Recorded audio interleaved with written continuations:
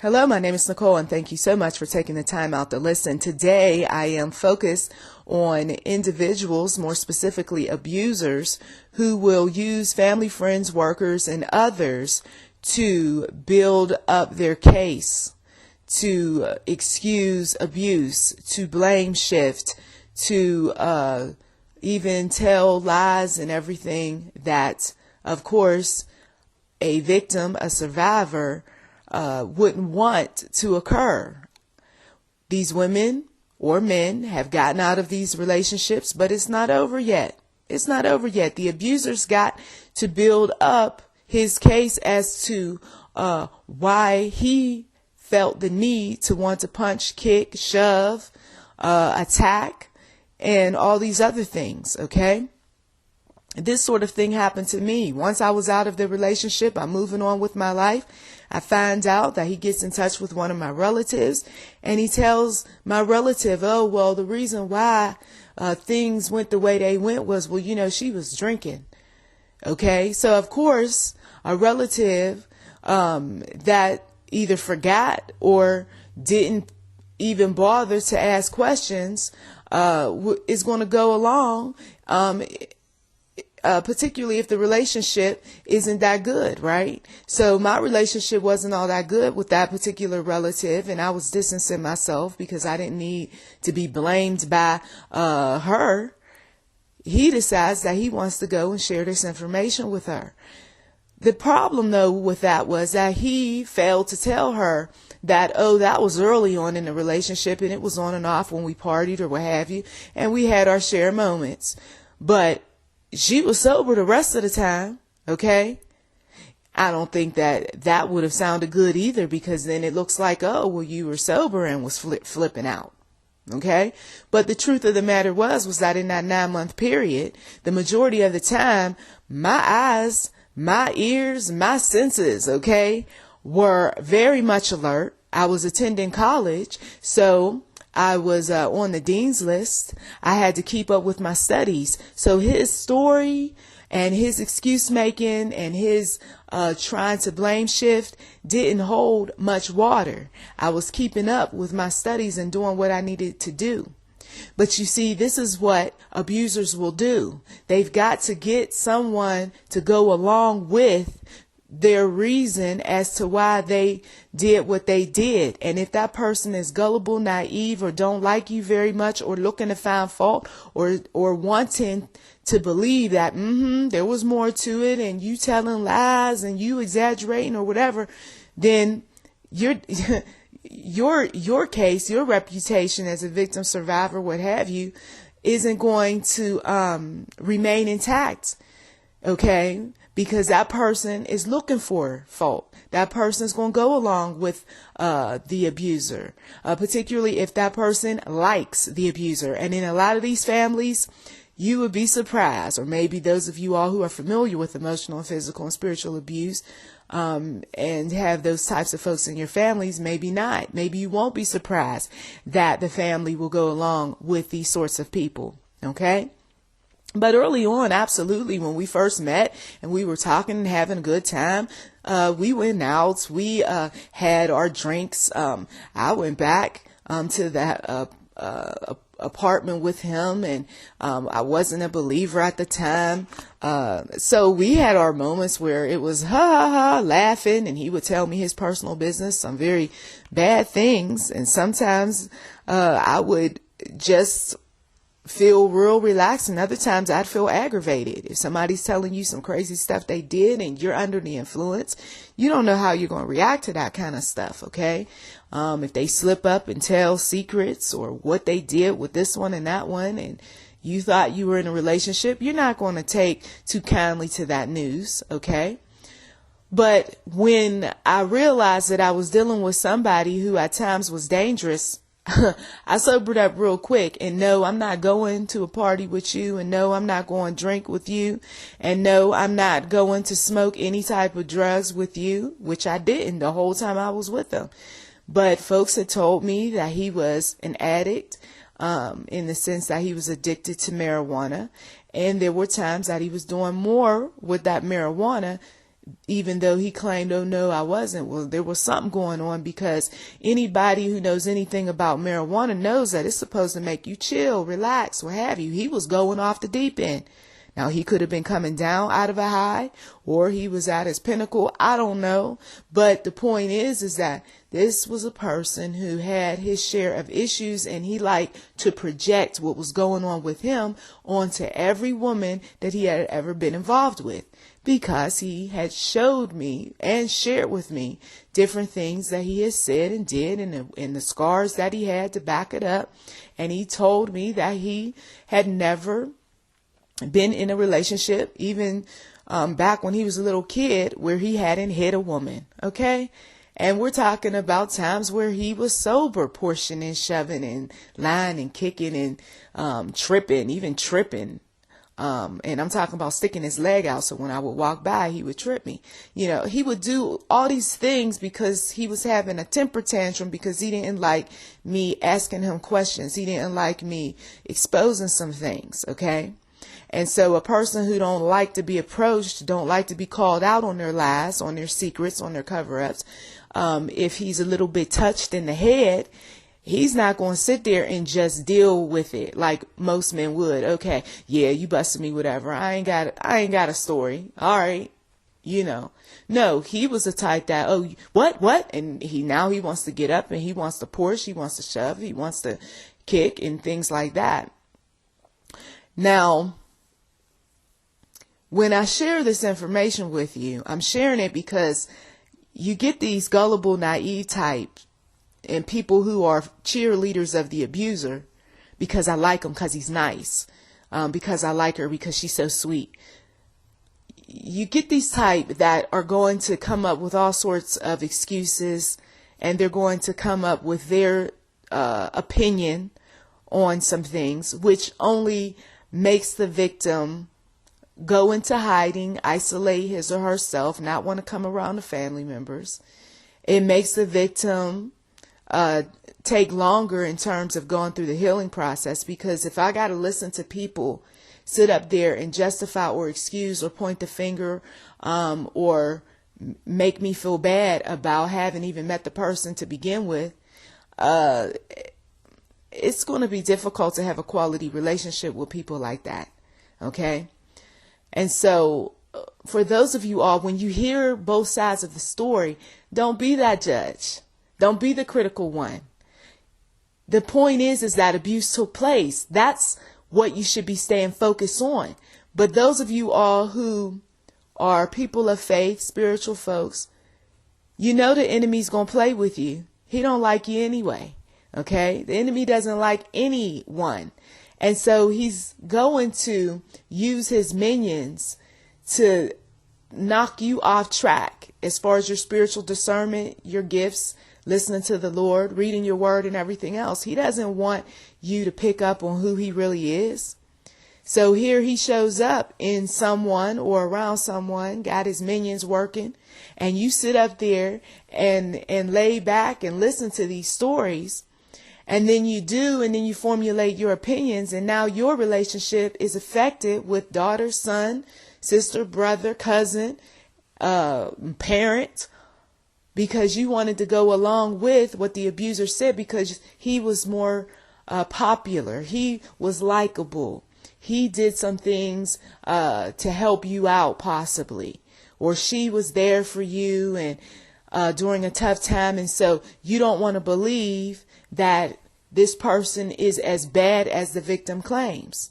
You don't want to go along with any stories because, well, she does have a history where she wasn't completely honest about other things. So you tie it all in, and now your relationship suffers. Because sooner or later, the victim turns into a survivor, and the victim turned into a survivor is not going to keep listening to folks place blame. He or she is not going to continue to deal with the judgmental looks, judgmental comments. Remember when you was with that crazy girl? Yeah, well, she said you were always running your mouth and saying this, that, and the other. That's why she had to hit you upside the head. The reason why he went off he said was because you was acting like a fool. You was drunken and you was acting so bad that he said he had to restrain you. He didn't abuse you. He was just holding you down. Okay. Of course, they're going to put a story out there that's going to look like you, or the bad person, and that you was always this way, and you have your share of issues. And maybe it goes back to those times, because she did share with me that she had problems with her parents, and then she also had her share of issues with some other men. So maybe that's why she tends to go off like that. But yeah, I didn't hit her. No, not at all. I wouldn't do that to your daughter. I wouldn't. You see, there it goes. So if the parent already feels like their daughter or their son is a little bit touched, a little bit off, got their share of issues, well, the abuser is going to make sure that he sells his story and sells it good. Okay. So now a relationship that could have potentially been better or reconciled or restored, when the abusive person comes along, he's going to make sure that he does a good job with his public relations campaign, so that there's always this doubt in one's head that, you know what, now I see the craziness with our daughter or with our son. Goes all the way back to them times remember when she was little and she said this, that, and the other. Oh yeah, you got some parents that are like that. Now, see, the sad part about it is they're abusive themselves. There's some relatives, there's some workers, some friends. I mean, I've heard some stories, I've read some things where these people are abusive themselves. That's why the woman or the man or the young woman or young guy ends up getting with somebody who's just as crazy as his crazy mother. Okay. That's why the young lady falls victim to an abusive man, because her father was abusive to the mother. Maybe she didn't see him slap the woman around or do other intimidating things, but she felt something. She heard some things. Okay. And so it's comfortable because, well, mom went through it. Mom is with a controlling man. He yells, he raises his voice, he stands up and shuts her down, talks close to her face. He's been known to push her, shove her. He's been known to slap her. Okay. So when the daughter goes off and does what she does, now the mother's business is out in the street. Because, see, the relationship that daughter has with the abusive boyfriend or husband or whatever is a reflector of what went on behind closed doors. That business that the mother may have said, don't you ever tell nobody about this. Well, now that she got with somebody abusive, the story's out there. And what's worse is some of these daughters as well as sons will make up excuses for their abusive fathers, abusive mothers, if they don't see the light. Well, mom was acting like that because, well, dad was coming in drunk, or he was a gambler, or he was this, that, and the other. So that's why she had to slap him around a bed and kick him and do some mean things to him. And well, mom, she was often difficult to deal with. And so dad, he had his times where he had to pick her up and slam her. Because, oh, you just don't know how bad my mother was. And so dad looks like the rescuer and dysfunctional mom or whoever looks like she's just a bad person. Okay. And the fact of the matter is that in some of these cases, they really are. I mean, there is no disputing that they really are, but that doesn't excuse emotional, physical, and or spiritual abuse. Spiritual abuse comes along when folks take religion, take the Bible, and they do all sorts of things with their faith in order to control people, to get them to conform, to toe the line, to abuse them. Okay. Then you have those, of course, who are sexually abused, and because they're not being pushed or shoved, but they are being told how beautiful they look and how I just need you to do this for daddy or do this for mom, and they're rubbing and doing all sorts of things and telling them to do despicable acts to them. Some folks, they'll go, oh, well, I wasn't physically abused. But then they won't look at the fact that, but you were sexually abused. So this abuse runs rampant, and then it shows up in these intimate relationships. And people in these families want to play dumb. They want to play stupid, some of them, and act as if, oh no, we never experienced those sorts of things. Siblings, oh, that's a shame. She's letting that man beat her like that. But then you're not looking at how the father treated the mother. Okay? Oh, that's just so terrible. Why she went through all those things, or he went through all those things. Oh. But everybody wants to play like abuse didn't run in the family. I'll tell you that when I did family history, abuse was rampant. And you had some folks that were still denying the fact that their mothers were abused. You had people that were denying the fact that the fathers were drinking. And I know firsthand the folks who were turning back bottles and so forth, and then acting ugly afterward. I know firsthand. People think that those memories, those repressed memories, never show back up again, but they do. They do. And you don't make these things up. You see them, and they happen. But because of the mind control, the brainwashing, whatever you want to call it, that some of the relatives, family, friends, and so forth do to try to keep that skeleton in the box. Okay, you may not remember every single detail, but you do know that there were some things that took place. And no, I'm not going to go along with the programming. I know what took place. And so when we make decisions in our lives, and those decisions reflect what was going on behind closed doors, what was going on that folks thought that we didn't know about. Oh, now they want to just zero in on the victim. They want to zero in on whatever the abuser says, and we always knew she was this, or we always knew that he was this way, and then they place their labels on some folks. Now, if we look at this all from a spiritual perspective, the demonic is at work. The demonic doesn't want you to be happy. The demonic is going to keep you physically, emotionally, spiritually bound to whoever who is trying to trigger or keep up some drama. Okay, because, well, you need them, right? Maybe you came up out of something, and so now they're going to start saying what you should, what you shouldn't do, badmouth you, belittle you, make you feel bad about your decisions while they esteem themselves while you're weak. And God sees this, and I will tell you from personal experience years back, He will deliver you up out of those situations.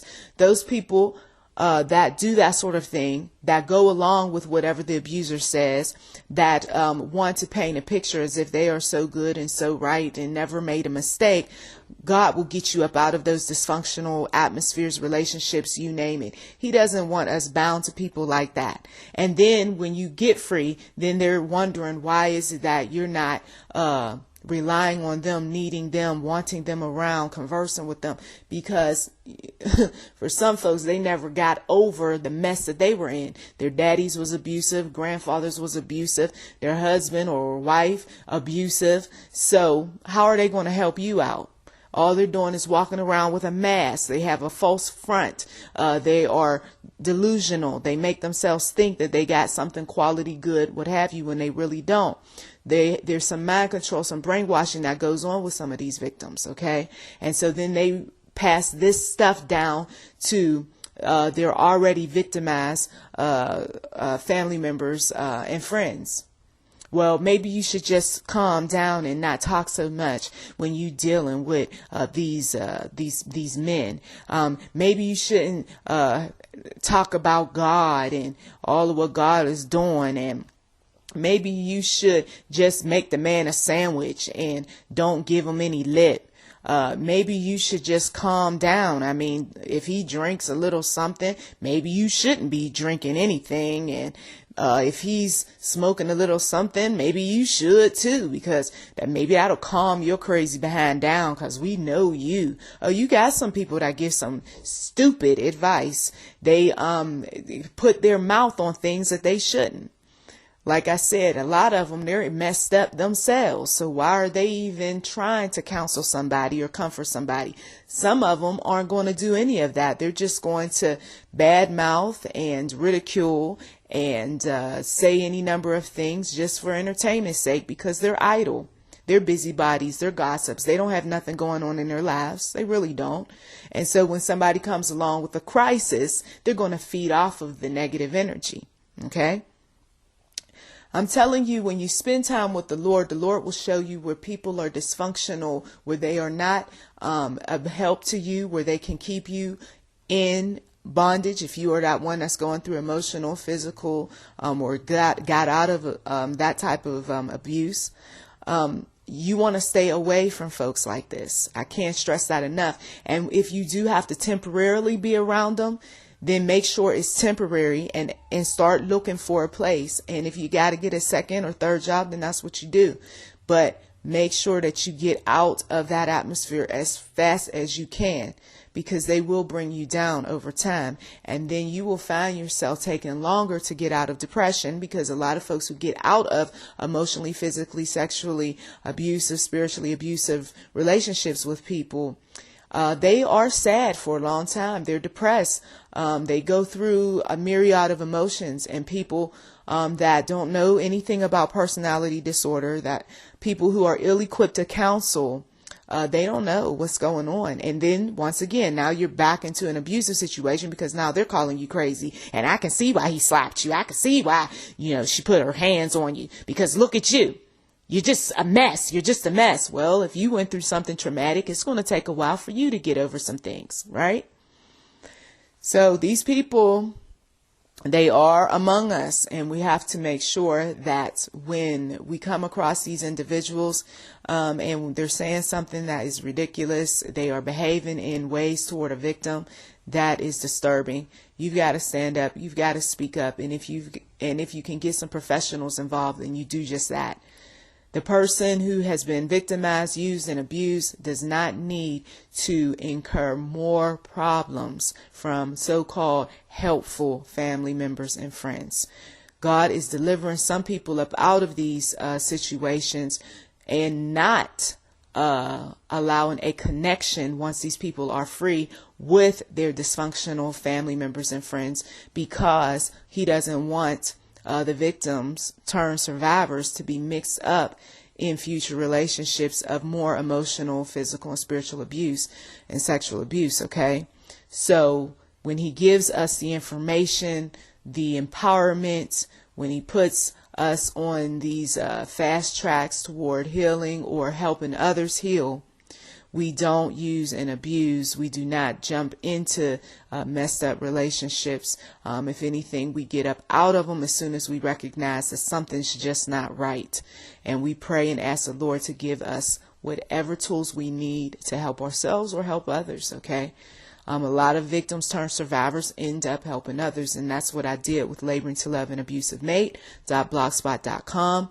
That's what I did with Laboring to Love an Abusive Mate, the book, as well as Socially Sweet, Privately Cruel, Abusive Men, and She's Crazy. Okay.